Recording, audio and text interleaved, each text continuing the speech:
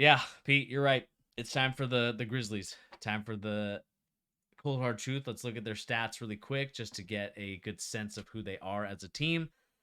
Clearly, their biggest issues is 3-point makes. I don't think that they have a team that consistently makes the shots that they need to. Um, Obviously, they are second in the West, so they're second in the West by a pretty good margin compared to the teams that are like from fifth all the way down to 10th.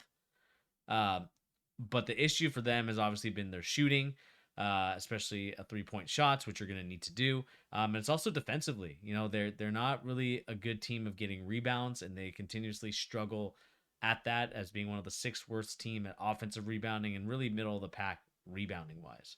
Or actually, sorry, they are eighth worst rebounding. So they definitely struggle in that department, and they also struggle in opponents' shots attempted. Like they're still giving up a lot of possessions and to the other opponent. Mhm. Um, and so to me, that's kind of where the biggest issue lies with this Grizzlies team. I think that they were a lot better last year, uh, but we'll see what happens, man. You know, we'll obviously have actually a story just came in from the Athletic. And it says God, the Grizzlies star will be away for 2 games, at least at at least two least two games. games. So this is kind of a big issue. Obviously a huge issue for them as he is, you know, a really good scoring guard, really good player in this league. But man, it is just cringy to watch him on Instagram Live do what he did, and really watching him act the way he's been acting this season. And the Is he on a story, fast track to becoming the biggest clown in the NBA? ah, I mean, He's because he's this playing kind of so stuff is well. yeah, but that doesn't always matter, Bertie. Like, because here it is. It's I think to me it's as simple as this. You can have incidents happen that are not savory and things that people want to like or see, especially the league being the most important one. Hmm. However, and it's a constant flow of things. And let me get into my little conspiracy thing, Bernie. Yep, All go right. ahead. So let me just read a little bit from this Tim McMahon article that just came out. The one talking about what you just mentioned. Um, says that John Morant will not play in at least the next 2 games after an Instagram live video in which he displayed a gun while at a nightclub early Saturday morning prompted an investigation from the NBA. We're aware, blah, blah, blah. Let me read this paragraph right here. Morant's video came in the wake of a Washington Post story published Wednesday detailing 2 incidences involving Morant this summer that resulted in police reports but no arrests. Did you hear about that article, Bernie? Yeah. Okay. Did you look at Hoops Hype or Real GM or any of our sites that us hoop heads are looking at on Wednesday? Hmm. You on there? Do you see that articles popped up about that article and then disappeared pretty quickly from those sites? Yeah. Is that weird to you too? That was very strange to me. That doesn't usually happen. Even with bad things coming out about a player, I felt like those articles disappeared very, very quickly, Bernie. And Yeah. I'm talking, this is my conspiracy theory, I'm talking straight cover up, trying to get this stuff out of the public eye as fast as possible. Hmm. Again, this dude cannot stay out of his own way already. He just instantly got himself back into the spotlight within 3 days of that happening. Yeah. Um, breaking Brandon Yeah. Clark torn Achilles. Yep. Ouch. Left Bad Achilles tear. news. That is bad news for the Grizzlies, and now I think that their chances of doing stuff in the playoffs Sure. significantly go down. I mean, Brandon Clark was a very good kind of cog in the wheel that they needed, especially Yeah. defensively and rebounding. Um, Defensively, especially, he's one of their so better defenders.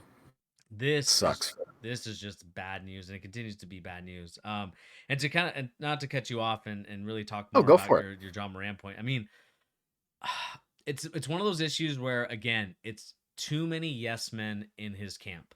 100%. Too many people telling him w- not really pushing back at like his behaviors, never pushing back at what he's doing, and is always just saying, Mm-hmm. "Yeah, you're doing great. You're doing awesome." Like everything. Again, the reason why you always want to have someone in your camp or someone that you know give you that no, or someone that says, "Hey, wait a minute, you should look at this before you decide to do anything," is because it is one it to me the reason why that is because then it stops and makes you think, okay, yeah, going to the nightclub with a gun is not such a great idea, especially the day after A hit piece comes a out hit on piece comes your out character. yeah, Yeah. by you fighting a 17-year-old and other things like that. And I just think it just comes from like, again, it's kind of looks like it stems from that incident that happened with the Lakers when they got into it. When he got into it Yeah, with but Shannon Sharp and his dad also was involved. I mean, if his dad is the one kind of also pushing him to kind of do this stuff, revoke his dad card. He needs to get his dad card revoked, and needs to start acting like a dad to his son. it's like I don't know. I'm trying not to come up with like a terrible comparison. He's like the even more seemingly allegedly negative version of like LeVar Ball, right? Like where it's like way too involved and it's not really helping anything, Yeah, but it's seemingly in an even worse way than what LeVar Ball was doing. He was just annoying, right? Like that was more his gimmick, is just be yeah. so annoying, so loudmouth that it Mm-hmm. gets your sons more popularity. That's not really Yeah. what the situation is. And the reason, like, I think people take this as like we're hating on this guy. Like I think Mm-hmm. you hear people bring it up and talk Yeah. about these stories, and people get upset that like just let the guy live his life or whatever like that, or it's allegedly, we don't know any of this stuff, but like allegedly stops mattering when it's all the time, one. Yeah. And also to me it's more a matter of like, and I'll speak for you just a little bit, like, because I think we're both in the same boat. Like, we want to see this dude succeed. This is a super talented kid who has all the potential in the world to change his life, change his family's life, set himself up and the generations after him of his family for success, right? Yeah. Like, you don't want to see anybody throw that stuff away for such a stupid reason, Yeah. to just be like an aggressive, gun-toting dude who's out there trying to be a tough guy, right? Yeah. He's probably a super tough dude. He probably kicked the hell out of me. That's not what I'm saying. It's not a toughness competition. Like you said, it ends up becoming that one, a toughness competition. How tough are you? How real are you? How about it are you? Then it's also a matter of, do you have anybody in your camp around you that pushes back? Not even just saying no, but just gives you a different opinion. Like, to me, that's one of the things that I think, and I'm not going to get on my old guy high horse about younger generations because I'm still young and I don't know anything. However, one of the things I notice the most about people nowadays is people surround themselves with people who have the same opinions on things that they do. That doesn't lead you to growth, like Yeah. in any way, shape, or form. And I think it gets especially dangerous when you're at this level of superstar and everyone tells you yes, and everyone tells you how awesome you are, and everyone pretends like you're the coolest, most perfect person there is. Mm-hmm. You really can slide down that rabbit hole of becoming a bad person very, very quickly. And I don't know anything about this stuff. Ja's situation, I don't know. I wasn't there for any of this stuff, but it doesn't just come out of nowhere, Bernie. Like the laser beam after the one game. Who was that? What was that? The team they played where the got Mm, into it on the court, and then there was the laser beam on the other team and by their buses. Remember what I'm talking about? It was only a yeah. month or so ago.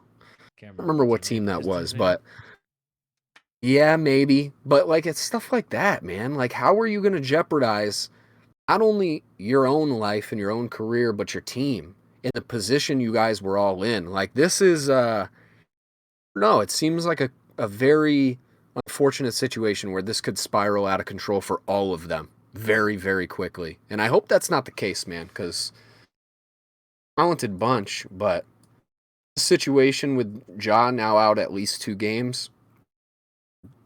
And, going back to my conspiracy theory just for a second here, Bernie, right? This is maybe even more confirmation that maybe it wasn't a conspiracy theory. Maybe I was just onto something before this came out. It seemed very much like the NBA was trying to hide this stuff before it came out. It just got to be too much, and now this happened. You do have to wonder, like, there's somebody, some group of people, something that is really tired of him acting this way, tired of the nonsense. Because, I mean, we've seen it time and time again in the American system with these sports stars. Like, you can get away with a lot of stuff before it catches up to you. Yeah. And not right now for John the Grizzlies. Like, it seems like every way you look, there's another big moment happening for them, not in the right way. Yeah, exactly. And again, like going back to just the Grizzlies in general, uh, and Sean, we did talk about that breaking news with Brandon Clark torn Achilles. We kind of said that it really damages and really dampens their, chances of winning the championship Sure. or even going to the conference finals because again, he was such a key asset. And now you gotta deal with John Morant now being out, and we don't know how long he'll be out either. There could be potential for him to be out even longer than just 2 games, and so they're gonna definitely need to continue to keep that up, even though they're solidly comfortable with these other teams. 5 games ahead of them. This is definitely not the time to be losing your superstars to stuff that really is in the player's control. And so, again, it is frustrating to see. Again, we'll see what happens to John Morant and the Grizzlies moving forward. Let us know in the comment section down below what do you guys make of the breaking news that just happened. Again, this is very serious stuff coming out. Obviously, John Morant being suspended makes it very serious. And we'll find out in the near future what that means for the Grizzlies moving forward. And let us know in the comment section down below what do you guys make of the Memphis Grizzlies themselves. Was All the right. Pacers, by the way. Oh, it's the Pacers. Yeah. Yeah, that makes sense. Let us move on to the final team, and this will kind of be the final topic, just because I need to head out relatively soon. Um, the Denver Nuggets, everyone's most hated team because of No. one player. Polarizing team. Very Very polarizing right now. polarizing, and Kendrick Perkins said what he said. I don't Jesus. necessarily agree with what he said either. You got to talk about it. Yeah, I think we're capping if we don't talk about it. yeah. It's too important not to discuss like such a crazy statement to make in a public forum. Yeah. And quickly, just before we do talk about that, again, the Grizzlies, uh, again, they make a lot of their shots. They're not taking a lot of shots. But again, number one in field goal percentage. I mean, the more shots you make, obviously, the more games you're gonna win. Another clear thing as well is that they are a great assist team. I mean, I think that stems from Jokic and just the ball movement, and the offense that Malone sets up for these guys. And defensively, I think that they Sure. are one of the better teams as well. Um, not fouling a lot, getting a lot of rebounds and rebounding, and really doing a good job of making sure that the other team doesn't get opportunities to do that. And so that kind of clearly goes to show that they are doing a good job in that sense. They are fifth in scoring, which is good for them, and they are also 11th in opponent scoring. So I think it's a good recipe for a team that could definitely make a huge run in this playoffs. Their offensive rating is definitely at 2, defensive rating at 11, net rating just in general is as a third, and then of course assists per game is at second. So I think they have the team and the recipe for a good run at the playoffs. And I think Mm-hmm. they definitely could do a lot of great things out there. But let's kind of go to that polarizing statement that Kendrick Perkins made. And let me see if I can pull it up while you talk about it.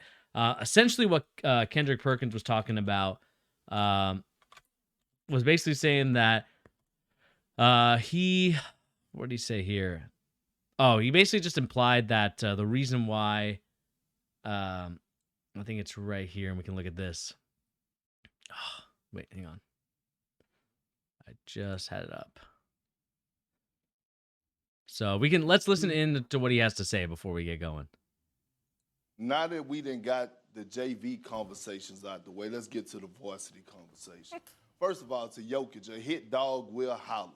Okay? And to JJ Redick, if we're going to slap box, at least allow me to be on TV to throw my jabs and throw my uppercuts back at you as well. So when it comes down to stat padding all across the league, JJ of all people should know that this goes on in the locker room. That's why we see certain things, why guys don't shoot half-court shots at the end of quarters and at the end of halves, because they don't want to mess up their three-point percentage, right? I was in with the Celtics. I'm the second all-time leader for his field goal percentage in Celtic history. Robert Williams just passed me up. I was on the verge during that time when I was passing up Cornbread Maxwell, and he used to tell me, boy, you better take that elbow jump shot. You know what I used to tell him, Stephen A? You know what? I'm going straight dribble handoff. So let's not act like that we don't know, okay, that this goes on for us guys trying to reach milestones or living in the moment. It happens. Now, JJ brought up something else when it came down to the MVP, and he felt some type of way that I have Joel Embiid as my front runner. So I didn't know if I wanted to wait to bring this conversation on No Mercy, or was it appropriate for First Take? And damn it, I'm here, so it's appropriate for First Take. So let me get us in outside of our comfort zone a little bit when we talk about the MVP conversation. Is it Uchiwali or is it one Mike? That's what Jay-Z said. I just want to know, what song are we dancing to? Because I'm walking up into the club, I got my J's on. I didn't know it was a dress code to put on church shoes. So when I say that, Stephen A., when I come on here every single time and I ask, what is the criteria for the MVP and how the goalposts move, I'm asking these questions for a reason. And so when I look at JJ and I hear him talk, because he's so big in analytics and he's a historian when it comes down to diving in deep and going back into history and talking about the evolution of the game, why didn't he never bring up this in particular subject? When it comes down to guys winning MVP since 1990, it's only 3 guys that won the MVP that wasn't top 10 in scoring. Do you know who those 3 guys were? Who were they? Steve Nash, Jokic, and Dirk Nowitzki. Now, Dirk Nowitzki. what do those guys have in common? I'll let it sit there and marinate. You think about it. Now, here's the thing when it comes down to the MVP conversation. And yeah, that kind of ends there. He talks about, and this is what it comes down to, winning the MVP since the 1990s. There's only 3 guys that won the MVP that wasn't top 10 in scoring, Perkins said. Do you know who those 3 guys were? Steve Nash, Jokic, and Dirk Nowitzki. Now, what do those guys have in common? I'll let you sit there and marinate. You think about it. And clearly we know what he's trying to get at there.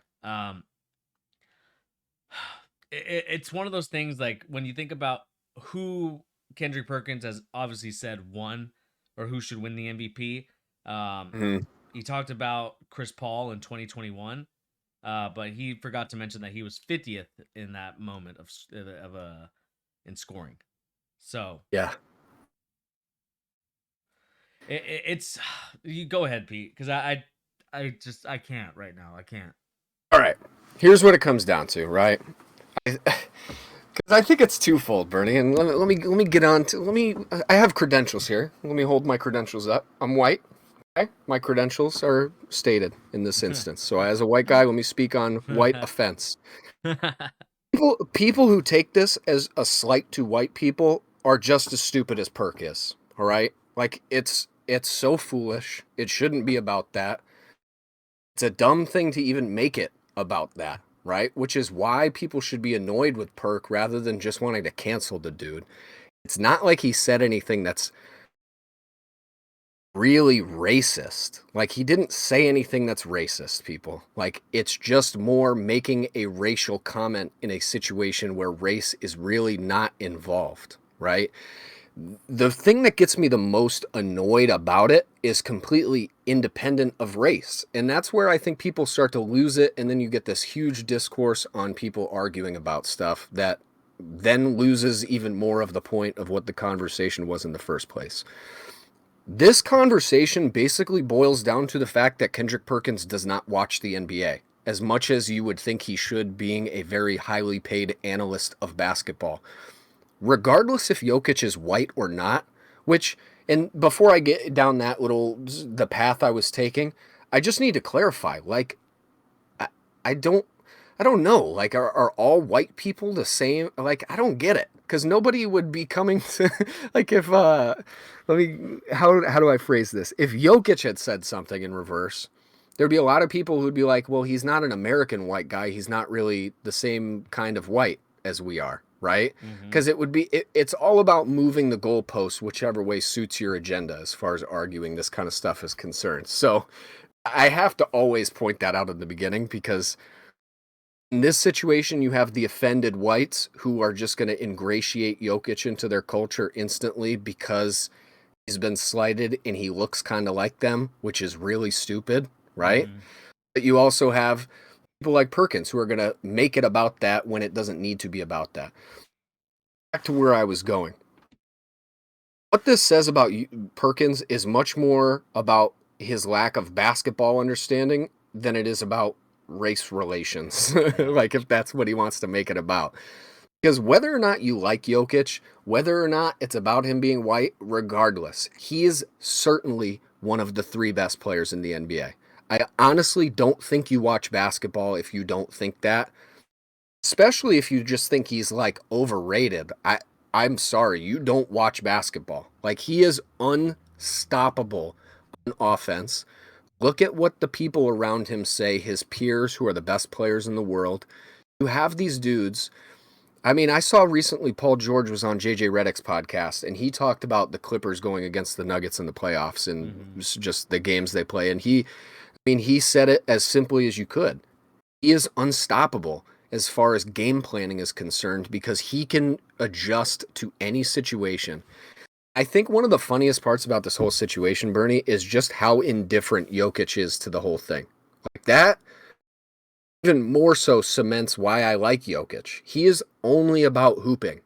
This dude just wants to play basketball, make his team better, and be good. He's not stat chasing. He's not looking to win awards. He doesn't even care about that stuff. And if you watched him play, you would know that that's true on the court too. That's not his objective when he's out there. He's not saying, I'm trying to be the next Russell Westbrook and average a triple-double. He's not going for that. It just happens to be what his team needs him to do to win at this moment. And he's doing it at the highest level one can possibly do it. I just think it gets so frustrating when you have these people, these analysts, make basketball about more than it needs to be because of their lack of understanding of the thing they're supposed to be talking about. No? Like, just because you don't watch basketball that much, Kendrick Perkins, and you don't understand why Jokic is one of the best players in the league, regardless if he averages 30 points or not, I don't know, man. I guess it's as simple as this, Bernie. Let me say my last thing, and then I want to hear what you have to say. When it comes down to it, this is the end result of what sports media has become. You have all of these people who are entirely unqualified, whatever qualified means as far as giving your opinion on sports is, which is still also an undefined thing. But I would argue that everybody knows that Kendrick Perkins is not a very good basketball analyst. Would you agree with that, Bernie? I don't think there's anybody who takes him all that seriously. Do you? Well, I think he's it's just like what I find annoying about just analysts in general. It's just because again, it's a lot of games to watch, man. You can't watch all games of every team, especially with the way that these guys have their schedule, right? Because you have to fly everywhere.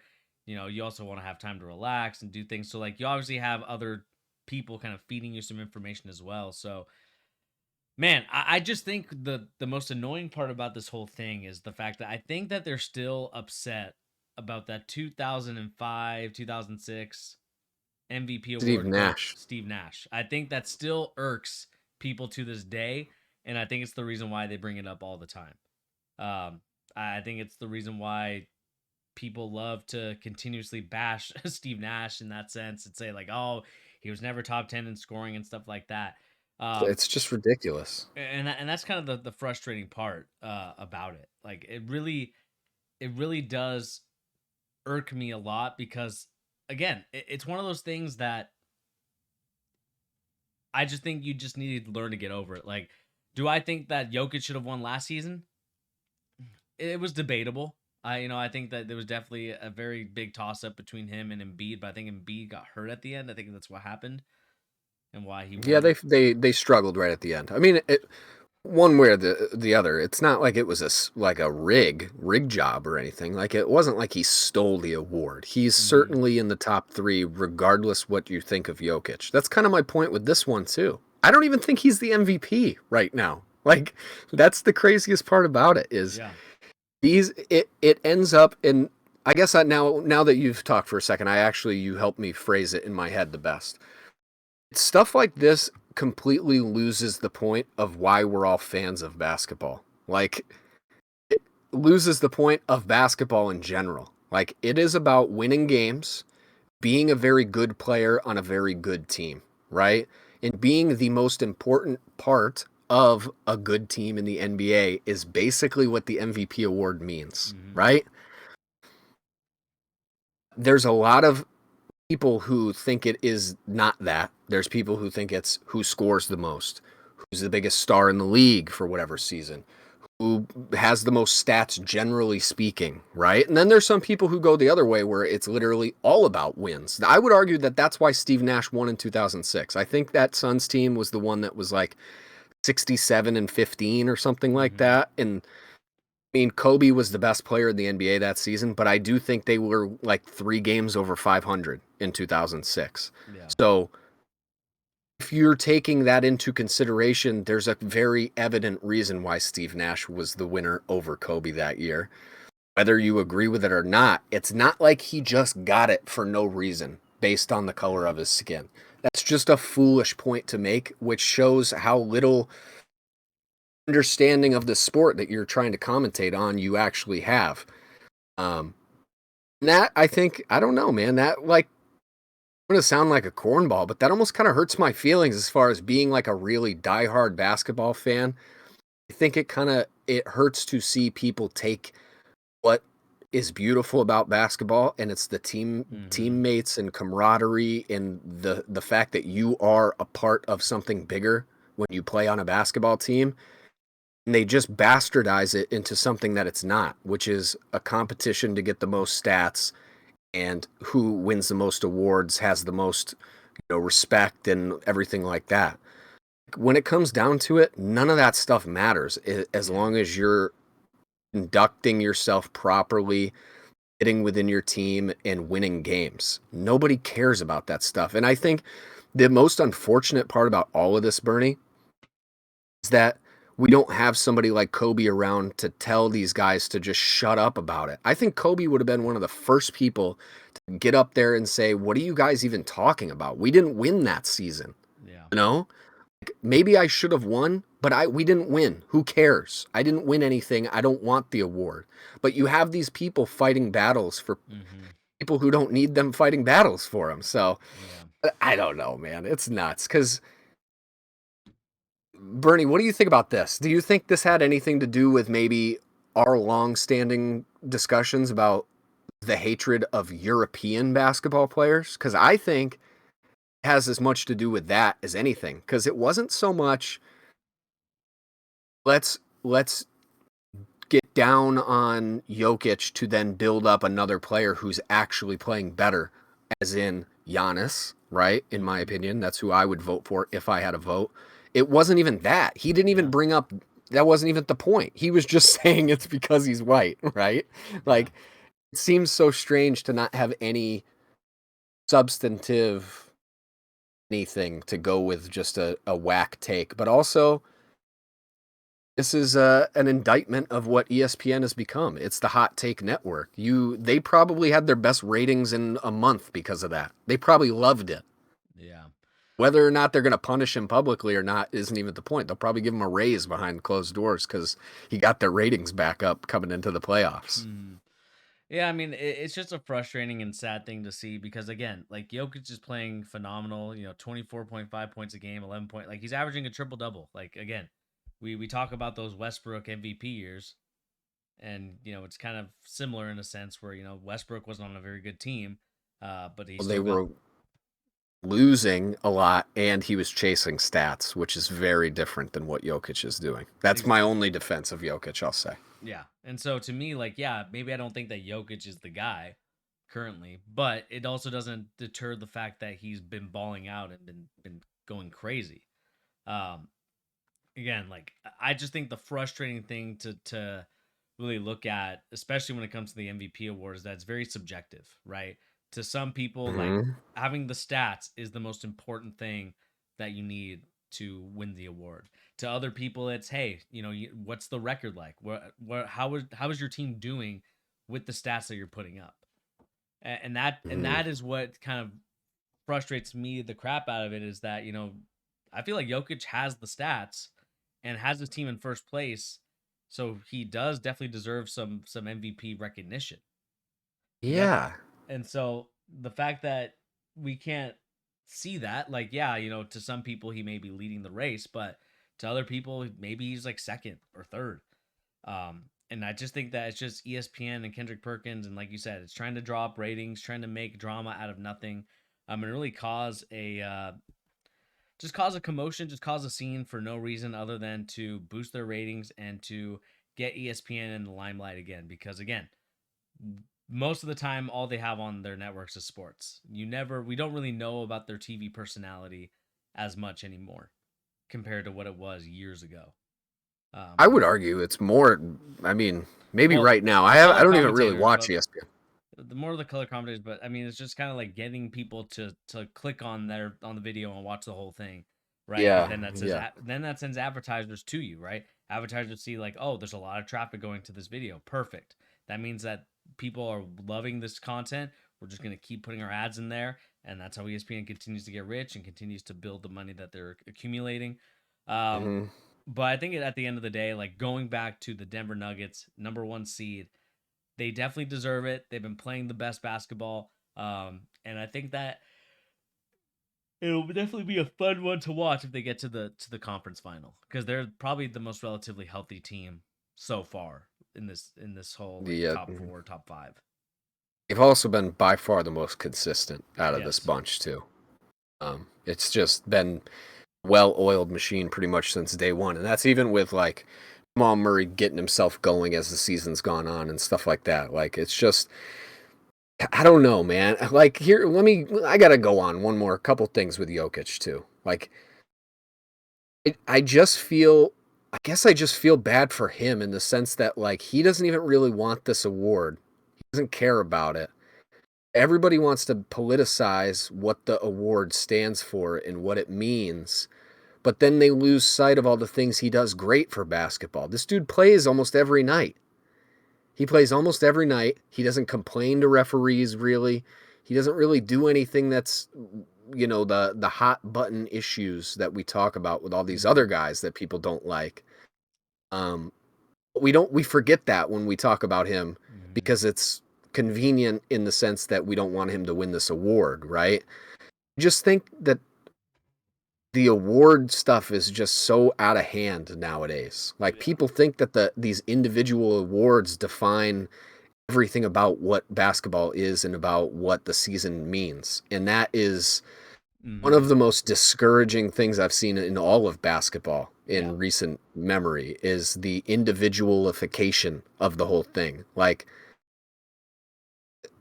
I just don't get why that's even that much of a talking point. Who cares who wins the MVP award? We're in the middle of one of the most competitive, best seasons of this sport we've literally ever had.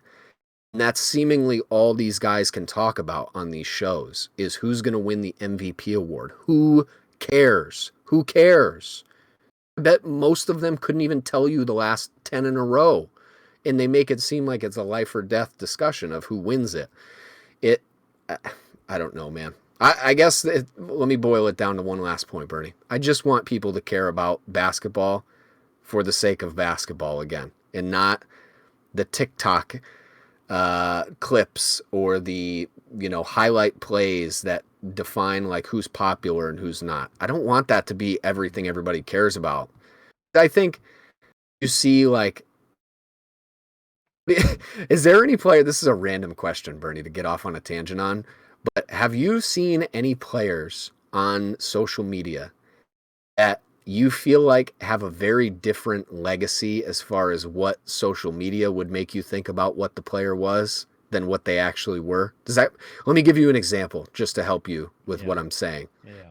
I think you would imagine Vince Carter was one of the 10 greatest players of all time based on how people talk about him in the clips you see on TikTok, YouTube shorts, and stuff like that.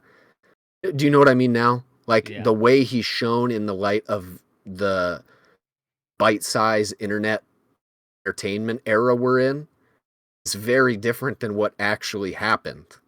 You know? Yeah.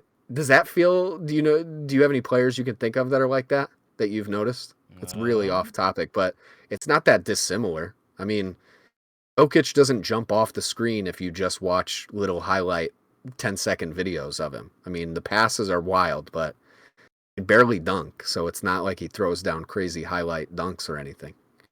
I can't really think of any. I mean, I probably have to think that question a little bit more.